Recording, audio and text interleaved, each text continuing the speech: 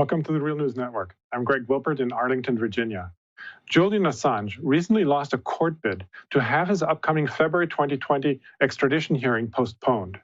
The hearing about the postponement took place on October 21, and according to observers who were present, he could barely speak in coherent sentences. Reacting to the hearing, UN Human Rights Rapporteur Nils Melzer warned last Friday that Assange continues to show symptoms of psychological torture. Melzer had visited Assange in May when he conducted an extensive review of his physical and psychological condition. In his statement on Friday, Melzer said, quote, "Despite the medical urgency of my first appeal and the seriousness of the alleged violations, the UK has not undertaken any measures of investigation, prevention, and redress required under the international law." In addition to the concerns about Assange's treatment at Belmarsh prison outside of London, many have also raised concerns about the impartiality of the proceedings against him. Assange was jailed last April when the Ecuadorian embassy, where he had been given political asylum, allowed the police to arrest him. He then received a 50-week sentence for having skipped jail in 2012. The Trump administration has since then requested Assange's extradition on 17 charges of espionage, for which he could receive a 170-year prison sentence in the United States. Joining me now to discuss the latest developments in the case of Julian Assange is John Pilger. He has been observing the Assange case very closely and was present at the October 21 court hearing. He is an award-winning journalist and documentary filmmaker. His most recent film is The Coming War on China. Thanks for joining us again, John. Very welcome. So let's start with Assange's condition. As I said, you were there at the last hearing. What was your perception of his condition and how he presented himself? Well, I was at the last hearing and I saw Julian about a week before that. So I've seen him up close on a number of occasions recently. And I think I can agree with Nils Melzer's assessment. It's very difficult to tell. His physical condition has changed dramatically. He's lost about 15 kilos in weight. He is, to see him in court struggling to say his name and his date of birth was really very moving. And I've seen that when I visited Julian in Belmarsh prison, where he struggles at first and then collects himself. I'm always impressed by the sheer resilience of the man, because, as Melzer says, absolutely nothing has been done to change the conditions imposed on him by the prison regime. Nothing has been done by the British authorities. And this was almost underlined by the contemptuous way that this court hearing recently was conducted by this judge, by this magistrate. There was a sense among all of us who were there that the whole charade, and it seemed a charade, was preordained. You had sitting in front of us on a long table 4 Americans who were from the US Embassy here in London, and the one of the prosecution team was scurrying backwards and forwards to get instructions from them. The judge could see this and she allowed it. It was just absolutely outrageous. And when Julian did try to speak, and to say that basically he was being denied the very tools with which to prepare his case, he was denied the right to call his American lawyer, he's denied the right to have any kind of word processor, laptop, he's denied certain documents. As he said, I'm even denied my own writings, as he called it, that is, his own notes and manuscripts. This hasn't changed at all. And of course, the effect of that on his morale, to say the least, has been has been very significant, and that showed in the court. Yeah, I want to dig a little bit deeper on that issue about the fairness of this trial. Craig Murray, who's a blogger and was also at the last hearing, wrote about a number of issues which you also mentioned, and he specifically mentions District Judge Vanessa Barretzer, who basically one of the things that she did was completely dismiss Assange's request for determination whether the extradition proceedings are even legal. That is, he cites, according to UK law, quote, extradition shall not be granted if the offense for which extradition is requested is a political offense. Now, what do you think of this issue? Is Assange's offense political, and what do you say about the judge's reaction to that request? Well, I saw, and I know his lawyer, Gareth Peirce, very well, and she's not a person to really be angered as such, but I saw her before and after the hearing, and she was quite angry about the fact that she said, here we have an extradition hearing, and based on a treaty between the United States and Britain, and there is a section in that treaty that said, as you've just mentioned, no one can be extradited if and I paraphrase, if the so-called offence is in any way political. Well, under law, it's not a matter of opinion, they are political. All but one of the charges concocted in Virginia are based on the 1917 Espionage Act, which was a political piece of legislation used to chase after conscientious objectors during the First World War. It's political.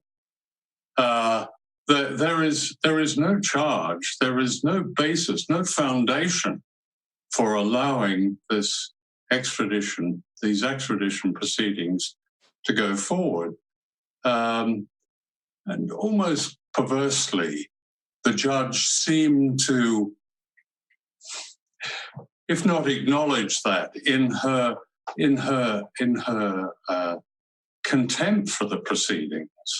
Whenever Julian Assange spoke, she feigned a kind of disinterest, a boredom, and whenever his lawyer spoke, the same thing. Whenever the prosecutor spoke, she was attentive. It was the theatrics of this hearing were quite remarkable.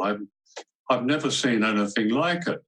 And then very hurriedly, when the Julian Assange's lawyer requested a delay in when the case actually starts from February, they said, we're not going to be ready in February. And she dismissed that out of hand. And not only that, she said that the extradition case would be held in a court that is, in fact, adjoining Belmarsh prison. It's almost part of the prison. It's a long way out of London. So you have, if not a secret trial, but a trial in which, or an extradition hearing, in which very few seats are available to the public. It's a very difficult place to get to. So every obstacle has been put in the way of Assange getting a fair hearing.